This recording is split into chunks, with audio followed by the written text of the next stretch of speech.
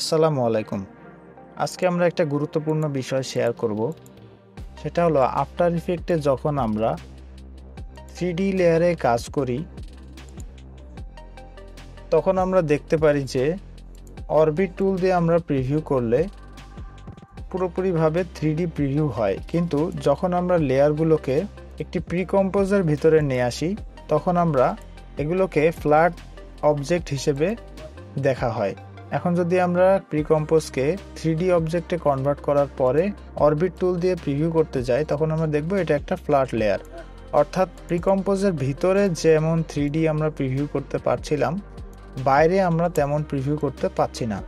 এই সমস্যার সমাধানের জন্য আমরা যেটা করতে পারি, আমরা এখানে কোলাপস ট্রান্সফরমেশন অপশনটা অন করে দিতে পারি। এই অপশনটা যেটা করবে, ভেতরের লেয়ারগুলোর সাথে, অর্থাৎ ভেতরের যে 3D লেয়ারগুলো আছে তার সাথে প্রিকম্পোজের একটা কানেকশন তৈরি হবে। সুতরাং আমরা এই পুরোটা একটা 3D অবজেক্ট হিসেবে কাজ করতে পারবো।